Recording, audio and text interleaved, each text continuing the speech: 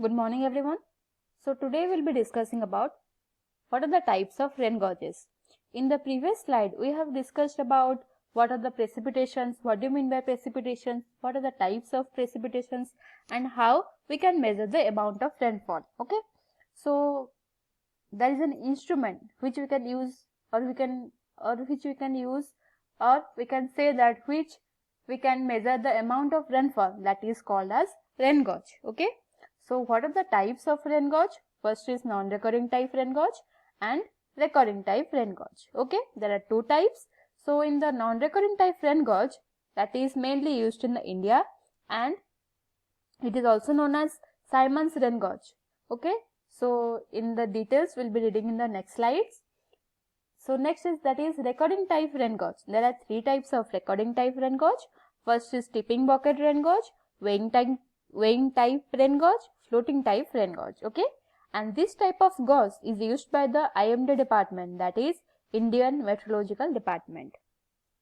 Next we will be reading about details about the non-recurring type rain gauge. Okay, you can see the images here, that is of Simon's rain gauge. Okay, as I have told you, the non-recurring type rain gauge is also known as Simon's rain gauge and it is mainly used in India. This type of rain gauge is mainly used where the amount of rainfall is heavy and it is mainly measured at every 24 hours, and in India it is generally mainly measured at 8 am or 8 o'clock. And you can see the diagram here. This is the concrete foundation, okay, and this is the casing which is of a diameter 127 mm, and this is of a glass bottle which is the capacity of 100 millimeter, and here the rainfall is placed. If the rainfall overflows, then this glass bottle is replaced with a new bottle. Okay, new bottle, or we can say empty bottle, the glass bottle is replaced. Okay, and here it is a funnel which is placed at the top of the bottle. So this is all about non-recording type rain gauge. Next we will be reading about recording type rain gauge. In this type of rain gauge, the rainfall is automatically recorded on a graph paper by some mechanical arrangement. Okay, it records the cumulative rainfall over the specified period of time. Okay, so next you can see here the types of rain gauge here, the weighing bucket type rain gauge. So it is a picture of weighing bucket type rain gauge. You can see here the weighing bucket rain gauge mainly consists of a receiver bucket. This is a receiver bucket, or you can say collecting bucket, which is supported by a spring here or other weighing mechanism, and the movement of the bucket is due to its increased weight, which is transmitted to a pen, and here the traces has been recorded and the graph has been run in the recording drum. Okay, so this is all about weighing bucket rain gauge. So next is that is tipping bucket rain gauge. So here you can see this is the tipping bucket rain gauge. Here it is a receiver of 30 centimeter diameter, and this is the funnel which is kept at the end of the receiver, and this is the tipping bucket which is known as a pair of buckets or compartmental buckets. And here in the tipping buckets, a pair of buckets are pivoted under the funnel in such a way that one tipper bucket receives 2.54 mm of rainfall and it discharges down, and next the other bucket goes under the funnel. Okay, next it vice versa. Okay, one will come down and two will compartment 2, or we can say compartment 2, or we can say bucket 2 will come under the funnel. So rotating likewise. So we can say that the tipping of the bucket completes an electric circuit causing the movement of the pen to mark on the clock driven revolving drum. Okay, in the backward direction on a revolving drum has been there, which or where we can say the graph has been recorded. Okay, so this is all about tipping bucket rain gauge. So next is float type rain gauge. Here you can see, here it is 1 is receiver, 2 is floater, 3 is siphon, 4 is recording needle, 5 is drum with diagram, 6 is clock mechanism. So here we can say the working of the float type rain gauge is mostly similar to the weighing bucket rain gauge. Here the funnel receives the water in the container, and you can see here it is the float. float is provided at the bottom of the container. And how the float is raised?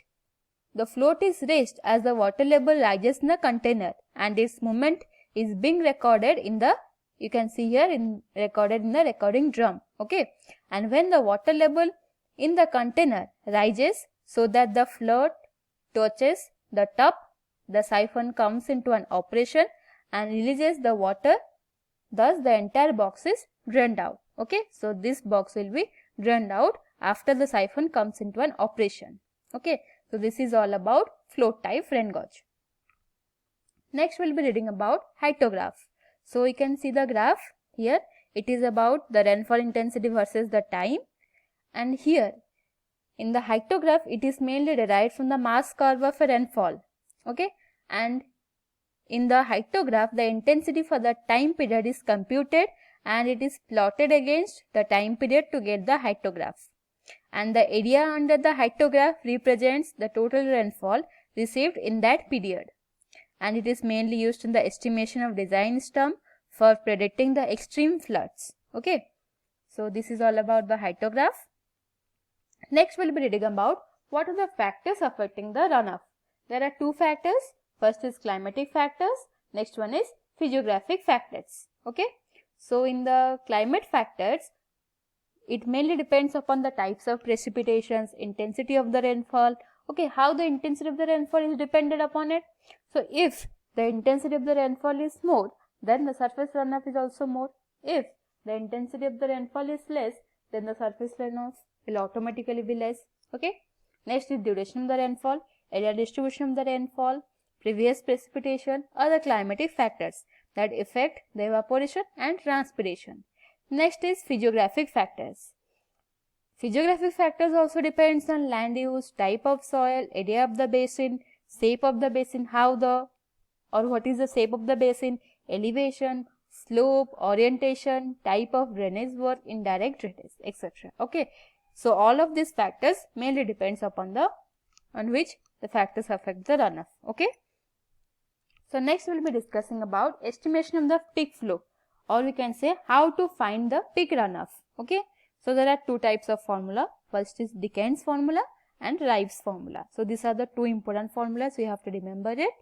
Okay, so this is formula is in the Dickens formula, QP equals to CD A whole to the power 3 by 4, whereas QP equals to, you can say, peak discharge rate, that is the unit is meter cube per second, CD a constant, that is Dickens, ranging from 6 to 30, and A the area basin, that is kilometer square. Okay, next is Rives formula, QP equals to CR A to the power 2 by 3, whereas QP equals to peak discharge rate, meter cube per second, A equals to drainage basin area, kilometer square. Okay, so you all write the units. So in your mind it may be coming why it is CR and here why it is CD. CD because it is the Dickens formula, D is denoted as Dickens formula here. Okay, so it is known as CD, that is known as constant, and here it is by CR because it is the Rives formula, so it is known as CR, the constant of the Rives. Okay, so this is all about chapter 1, that is hydrology. Okay, so if any doubt occurs in this chapter, you can ask. Okay, so in the next slide we will read about chapter 2. Okay, thank you.